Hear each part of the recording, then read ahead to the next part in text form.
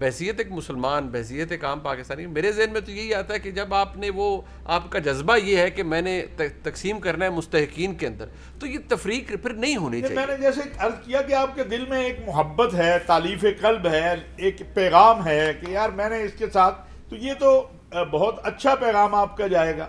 یعنی ہم نے اپنے گھروں میں دیکھا ہے بچپن میں بھی کہ ہماری عید آتی تھی تو جو ہمارے محلے میں کام کرنے والے غیر مسلم ہوتے تھے، میری والدہ اللہ تعالیٰ ان کو بڑی جنت دے، وہ ان کے لیے بھی علیحدہ سے کپڑے، اور وہ حالانکہ ہم کہتے تھے یہ تو ہماری عید ہے، وہ کہتے بیٹا سارا سال یہ ہمارے، تو ان کو بھی، تو وہ آپ ان کو قربت کے لیے ایک بالکل اس میں کوئی میرا خیال ہے فقہا نے بھی اس کی اجازت دی ہے. اور دیکھیے میں گزارش کروں گا جی کہ موجودہ حالات کے تناظر میں، اپنے ملک کے حالات کے تناظر میں یہ بات آپ نے جو کہی نا، دو چیزیں ہیں. جیسے نماز ہے، اور ایک شخص اپنے ماں باپ کے سارا رات پاؤں دبائے اور لیکن عشاء کی نماز نہ پڑھے، تو صبح وہ کہے جی میں تو دیکھیں اس سے بڑی کیا خدمت ہے ماں باپ کی، میں نے ساری رات. تو ہمارے جیسے ابھی ڈاکٹر صاحب نے کہا کہ فقہ حنفی میں، فقہ شافعی میں، مالکی میں، ہمارے ہاں تو وہ گناہ گار ہوگا اگر اس کے اوپر قربانی ہے، اور وہ چاہے اس قربانی کے وہ 10 روپے کی ہے وہ 100 روپیہ دے دے اللہ کے لیے، لیکن یہ قربانی اس کے اوپر ہے، کیونکہ ہم تابع ہیں اللہ تعالیٰ کے احکامات کے. ان صلاتی و نسکی و محیای و مماتی، میرا زندہ رہنا، میرا مرنا، سب کچھ اللہ کے لیے ہے. ہاں فقہ جعفری اگر جیسا بھی علامہ صاحب نے بتایا ان کے ہاں سنت مؤکدہ ہے اور وہ ہے. اور میں یہ کہتا ہوں کہ ایک شخص اگر اس کے اندر یہ جذبہ ہے تو یہ بھی تو کر سکتا ہے نا جی کہ وہ جانور جو ہے وہ ایسا لے لے، یعنی کہ جس سے کچھ بچا کر وہ اس کی مدد بھی کر دے. اگر 100 روپے کی استطاعت ہے تو 80 کا لے لے اور 20 روپے لگا دے، رستہ نکل سکتا ہے اگر کسی نے کرنا ہو. نیت ہونی چاہیے تو رستہ تو مل جائے گا. لیکن اگر صرف یہی مدعا ہو کہ یار قربانی کسی طریقے سے اس اور یہ جو مہم ہے نا جی، اس سے فائدہ بھی نہیں ہوتا ہے. یہ جو ہمارے ہاں ایک بڑا محدود سا طبقہ مہم چلاتا ہے، اس سے فائدہ بھی، اس کے بدلے میں آپ لوگوں کو رغبت اس طرف دلائیں کہ آئیں آگے مل کر. آپ دیکھیے نا کہ بہت سارے لوگ، جیسے میں نے پہلے عرض کیا، جو بیچارے اس وقت بہت سے مسائل کا شکار ہیں، تو اگر آپ اس دن ان کے گھر میں وہ گوشت پہنچا دیتے ہیں اور آپ ان کو اپنی خوشیوں میں ساتھ، تو کوئی فرق نہیں پڑتا. ارے بھائی صاحب، کیونکہ اختتام کے قریب ہے، یہ جو تقسیم کا نظام ہے اس حوالے سے یہ جو اس پہ بھی بہت ہوتا ہے جی کہ ہم نے جب چلے 3 حصے کرنے ہیں جی، اپنے لیے بھی رکھنا ہے، مستحقین کے لیے بھی، خاندان کے لیے بھی. لیکن جیسے میں نے پہلے عرض کیا، یہ جو تبادلہ ہو رہا ہوتا ہے جی محلے کے اندر، جی ہم رانے تقسیم کر رہے ہیں، ابھی علامہ صاحب نے بھی کہا، اور جی گوشت کی پلیٹیں ادھر سے ادھر جا رہی ہیں، ادھر سے ادھر آ رہی ہیں. اس کے اگر میرے گھر میں وافر ہے اور میں سمجھتا ہوں کہ اگر میں نے سب بھی تقسیم کر دیا تو مجھے فرق نہیں پڑتا. اس حوالے سے کیا کلیئرٹی دینی چاہیے لوگوں کو؟ میں چاہوں گا ذرا. میں یہ عرض کروں کہ یہ انتہائی غلط رسم ہے، یہ غیر شرعی رسم ہے. شریعت جو ہے وہ قربانی اصل میں غریبوں کے لیے ہے. اس معاشرے میں جو غریب رہتے ہیں، پورا سال ان کے بچے جو ہے وہ غربت میں، مشکلات میں، وہ گوشت دیکھنے کو ترستے ہیں، تو قربانی کا گوشت اصل میں ان کے لیے ہونا چاہیے. لیکن بہت افسوسناک صورتحال ہے پاکستان کا معاشرہ جب ہم دیکھتے ہیں قربانی کے حوالے سے بہت خوشی ہوتی ہے کہ بہت زیادہ لوگ قربانی کرتے ہیں ماشاءاللہ. میں سمجھتا ہوں اس کے پاکستان پہ، پاکستان کی سالمیت پہ، پاکستان کے استحکام پہ بہت مثبت اثرات ہیں.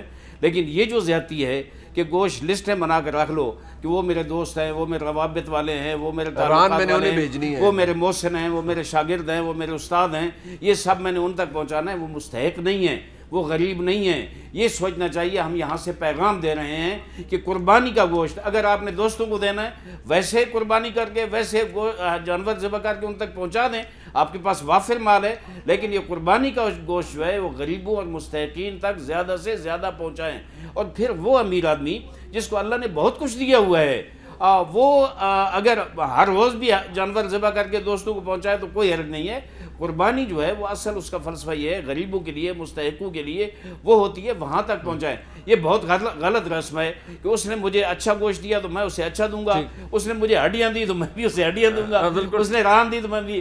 میں یہاں چونکہ ٹائم ختم ہو رہا ہے، ایک نقطہ میں یہاں یاد کروں گا کہ قربانی بہت تقدس رکھتی ہے، بہت مبارک چیز ہے، ایک بہت بڑا اسلام کا شعار ہے، قرآن کا حکم ہے، اور اس کا مسخرہ اڑانا میں سمجھتا ہوں اسلام کا مذاق اڑانا ہے. لذا یہ رسم اس اسلامی ملک میں بند ہونی چاہیے. ٹھیک. راغب نعیمی صاحب، سر بالکل ٹورڈز دی اینڈ یہ فرما دیجئے کہ اگر یہ تقسیم کے حوالے سے، کیونکہ یہی میرا آخری نقطہ بھی ہے کہ اگر کوئی اگر میں قربانی کرتا ہوں اور میں اس قابل ہوں، قربانی کر دی، اور میں اپنے خاندان میں، اپنے بھائی بہنوں میں، اپنے گھر کے لیے چلو نہ رکھا ٹھیک ہے، بھائی بہنوں میں، خاندان میں تقسیم نہیں کرتا اور سب اللہ کی راہ میں مستحقین کو دے دیتا ہوں، کیا یہ میرے پہ واجب ہے کہ میں نے حصے کرنے ہیں یا نہیں؟ بس میں نے دے دینا ہے؟ اگر میں چاہ رہا ہوں کہ میں نے اللہ کی راہ میں دینا ہے، مستحقین کو دینا ہے، تو وہ بھی درست ہے؟